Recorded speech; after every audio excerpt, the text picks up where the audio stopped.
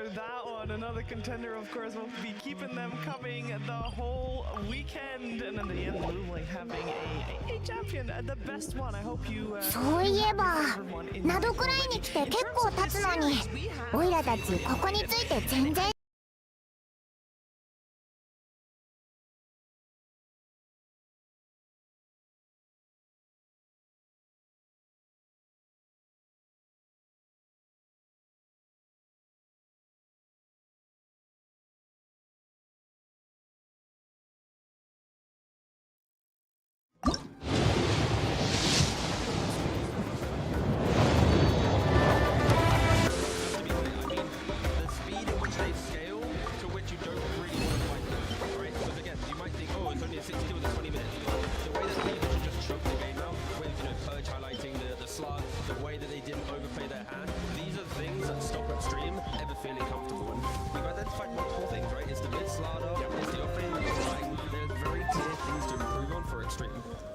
Underestimated because I favored XG going into the game. I think I heavily underestimated the ghost push and what is going to happen if you don't do well early on in the game. So that's what I feel like. I don't know, Effie, do you feel like there's something else that we missed that they should change for this upcoming game?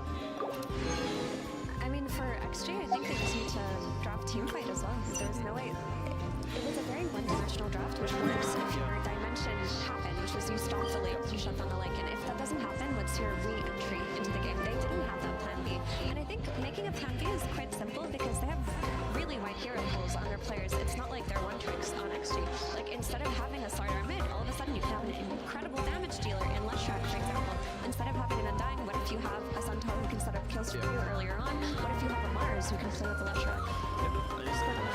And even when developing that, when you think about the bans, we spoke about, Slark ban, Monkey ban. Imagine in a lot of those clips that we saw, or if there's a Monkey support there, without the depth shroud saving the Terrorblade. Like, the game's so different because as much as we hype Slark up for the Vision game, the save is insane. Yeah.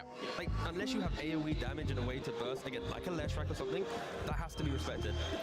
I also think the Lycan is a big problem. Like, this hero to me was the really big problem because it stopped so much of their potential playmaking. Like, I mentioned it a few times already, so I feel like I'm really being annoying about this point, but when your supports can't comfortably enter a fight and disable heroes for you, unless you have disable coming from anyone else on the team, you can't make plays. Yeah, it also hurts you twice as much when you actually pick to shut him down, but then in the game he's like, no you, he's like top net worth, you lose the lane even though you're supposed to win it. Because yeah, this is not the type of game we usually see from XG, but at the same time, I have to praise P-Vision, like also for their bans. I believe Mars was taken out early on, like maybe also forcing like something else happening. And I believe the Leshrac was also last phase banned. That is a hero we did want to see. So if you're XG, maybe you need to up your priorities on a couple of these heroes. Maybe you 18 pick those. Try to get it early in the draft before it can get banned out. Because yeah, I'm just looking for a new game to also make sure that, they should feel still very great, like the way they got here. They're an incredible team. To show it to us in the next game. But they have been in this position before, right? Against Spirit, they had the same style of game where it was kind of low kills, Spirit kind of hit that stride, shut them out, and then they adapted and they won the game 3 to win the 2-1 in the series, right? So it's not as if this is the first time a dominant team has been winning every game and then, wow, a slap in the face, wake up, right? Like, they've been here before during the tournament, so I am expecting them to have the correct adaptations. But what adaptations are you creating? Because one of the points that we were making was that Fusion, they have a lot of different styles. Like, if you're adapting to their Ghost Push style, their Vision style to play last game, what's that usually when their cheese drops? これが属性の宝というものなのか。 Everything's in there. That's how I see it. Because again, you don't have time to adapt to everything, but with how much it's done, like how regimented they are as a team. If you have Slark on the enemy team, you are going to lose. Like, XG will never beat this hero. The way that I see them playing and the map state, if XG plays Slark, I just don't see them beating it. Well, this is where experience might come into play for Extreme. I'm sure there's been plenty of talks on how to adapt in game number 2. Of course, P-Vision only one win away from being top 3 here at the International. Let's see if they can do it, or let's see if Extreme has been able to figure out what to do next.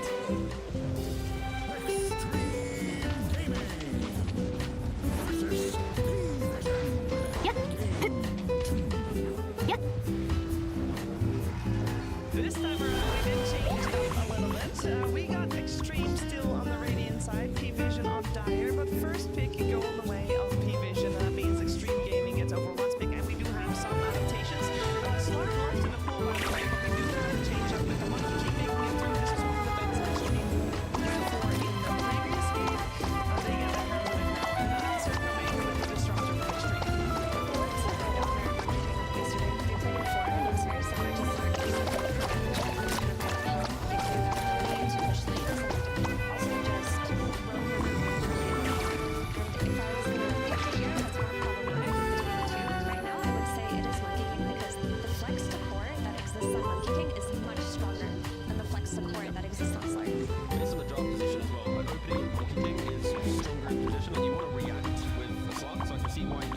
second pick, they didn't ban out the slug. I fully respect that. It might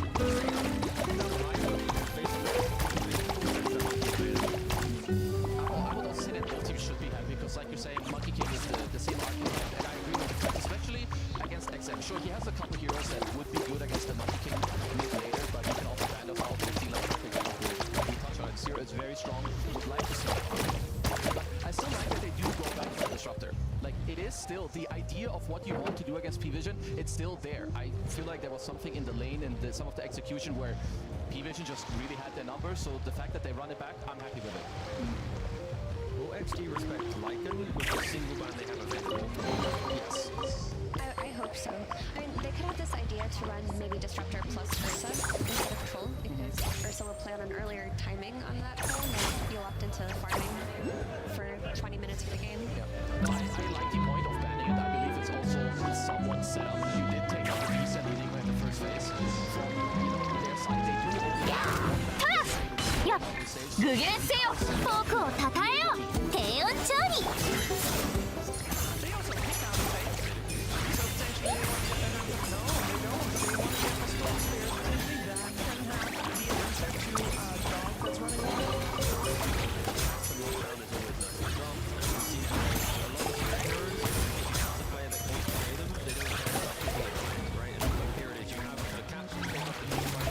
Sure, pacing, P-Vision will still run it even while the storm's going on. They have the team fight that we want to see from XG. I just want to quickly point out the heads-up ban of the Miko by XG, because there's an ET ban on the side of PV in that first phase. And ET, when you ban it, you're typically saying, oh, it might be something. 念の表示じゃじゃーん冷凍の時間よ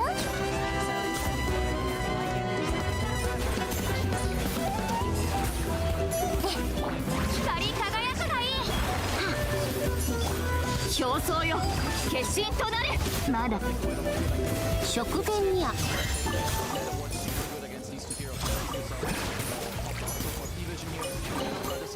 努力は報われるべきだふっ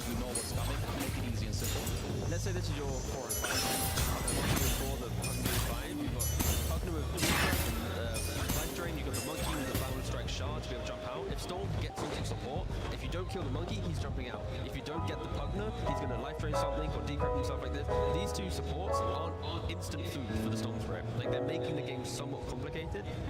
Secondary jump with the Storm would be nice, or just some kind of follow-up range damage to make sure that they're not in that situation where they can re-engage. Yeah, we've seen how they played with things like Dominator.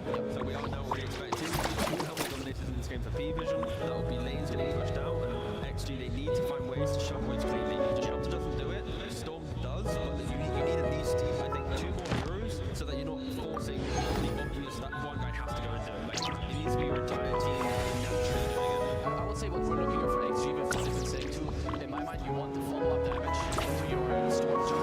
Maybe with the Sapphire himself, or maybe a Woodwing. I think there's something else you could look for, which is maybe SD, but I think the support duo isn't the greatest. I like it all. It's good against all these heroes. You rush over there, you have a good answer. You have the duo Howl and the Nighttime also to make it easy for your storm. And then you get the follow-up damage from Hoodwink that just came out for that Storm Spirit. So when he is jumping, they make sure they can kill the targets they want. I have seen this before. If you were able to shutting down like in the early game, it matters so much. Like, sure, you have 2 balls and a Dominator. Do you think Rudy's going to care about this? You're all single target.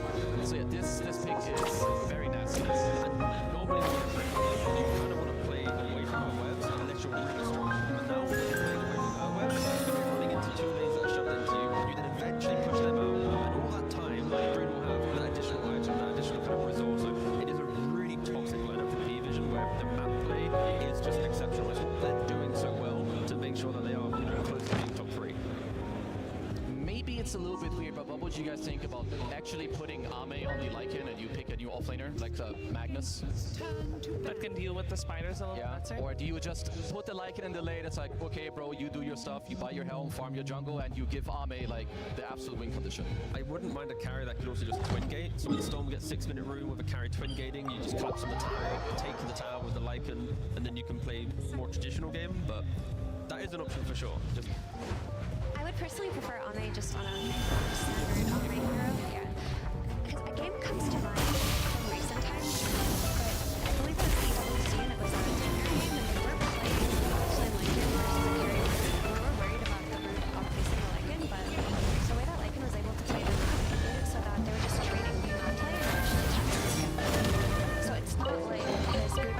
前が得るべき報酬だ。 Teams do have enough play. But if they're ever for it to happen, I think the likely flex to carry Army taking it. In fact, this could be the game. In all the other games, probably not, but they need a Brood answer. A simple one, not one where it's like you need level 12 and 星と深淵 early game answer to Brood that can then just follow them around the map. 旅人さん、いいところに来てくださいました。少しお時間をいただけますか？冒険者協会の業務についてよくご存知ですね。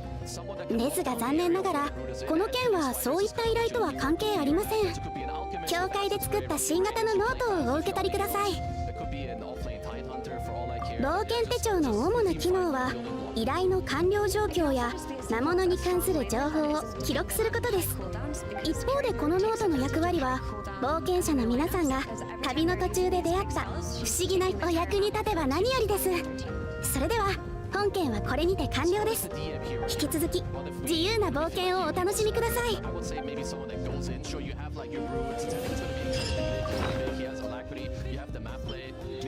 Look for like a centaur or a tide themselves. What do we feel like he's looking for? I was kind of eyeing Phoenix, but it's banned. Yeah, it's banned, yeah.